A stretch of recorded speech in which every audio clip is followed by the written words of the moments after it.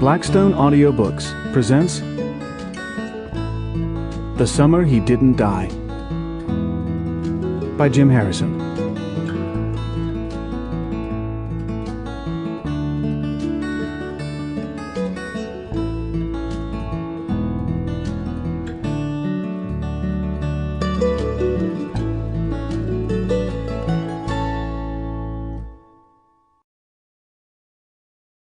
The Summer He Didn't Die, Part 1.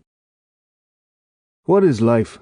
Then I must get teeth pulled, Brown Dog thought, sitting on a white pine stump beside the muddy creek with a swollen jaw for company.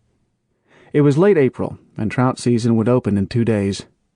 Brown Dog was a violator, and had already caught 2 fine messes of brook trout, not in contempt for regulators, but because he was hungry for brook trout, and so were his Uncle Delmore, and his stepchildren, Red and Barry. Despite this, Brown Dog put the highest value on the opening of trout season, which meant the end of winter, though at his feet near the stump there was still a large patch of snow, decorated haphazardly by a sprinkling of deer turds.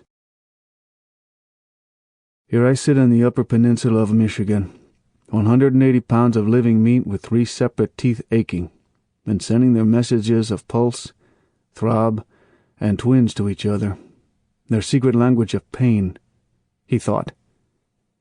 Brown Dog was not what you call a deep thinker, but within the structure of aching teeth, mortal thoughts tended to arise in the seconds-long spaces between the dullish and the electric, the surge and slight withdrawal. Sitting there on the stump, he blurred his eyes so that in his vision the creek became an immense and writhing brown snake, emerging from the deep green of a cedar swamp.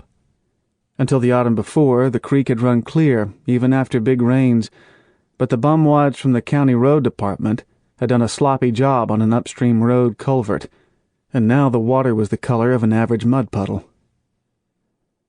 Brown Dog knew that teeth were simply teeth, and they shouldn't be allowed to repaint the world with their troublesome colors. When he had gone into social services the week before, more than curious about finding help for his malady, he was not allowed to immediately see his ally, Gretchen, but first had to pass the foamy gauntlet of the social services director, Terence Stoll, who always reminded Brown Dog of the suspicious water of the Escanaba River after it had been sluiced through the local paper mill. Stoll was more bored than mean-minded, and began chuckling the moment he spotted Brown Dog in a mirror on the far wall of his office that reflected anyone entering the lobby of his domain. Sample complete. Ready to continue?